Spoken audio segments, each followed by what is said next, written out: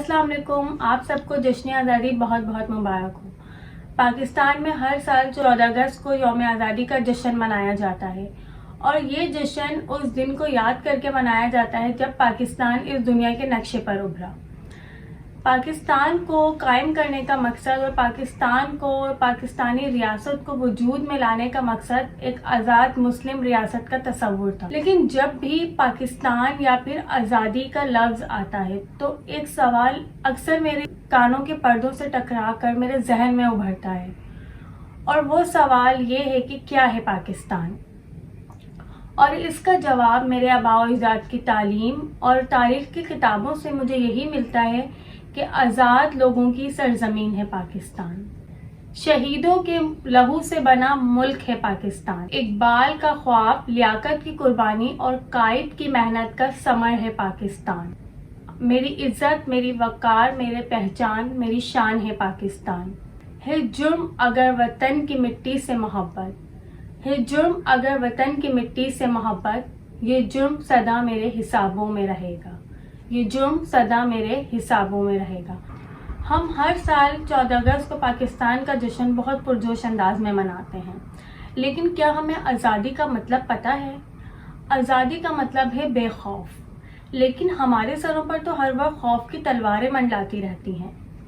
आज़ादी का मतलब है खुद मुख्तार, लेकिन हम कहाँ खुद मुख्तार हैं? हमारा मुल्क तो आज भी अमेरिका चला रहा है।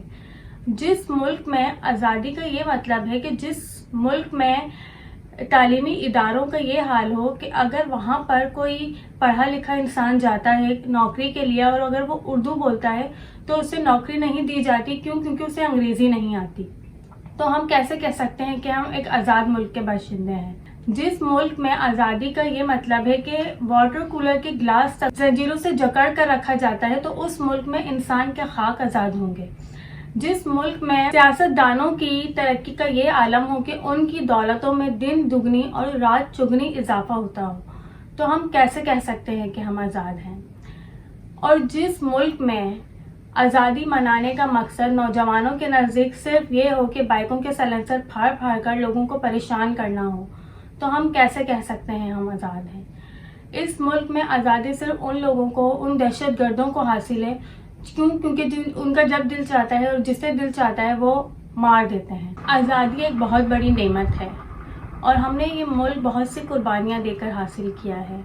हमें उस कुर्बानी का पास रखना है। हमारे आबा व अजदाद ने ये मुल्क बहुत सी कुर्बानियाँ देकर, अपनी इज़्ज़तों को और अपनी जान की कुर्बानी देकर हमें ये मुल्क दिया है। तो हमें उनकी कुर्बानी का पास रखना है और हमें ये साबित करना है कि हम एक आज़ाद मुल्क के बाशिंदे हैं। हमें इसे एक आज़ाद मुस्लिम रियासत बनाना है और वो हम ऐसे ही बना सकते हैं कि हमें इस मुल्क को ऐसा बनाना है कि जिसमें हर फर्द को जीने का हक हासिल हो, जीने की आज़ादी हासिल हो।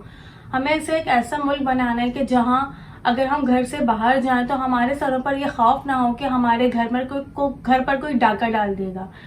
जहाँ एक लड़की हमें से एक ऐसा मुल्क और एक ऐसी आज़ाद मुमलिकत बनाना है कि जहाँ एक लड़की को घर से बाहर निकलते वक्त ये खौफ ना हो कि उसकी इज्जत को ख़तरा हो सकता है।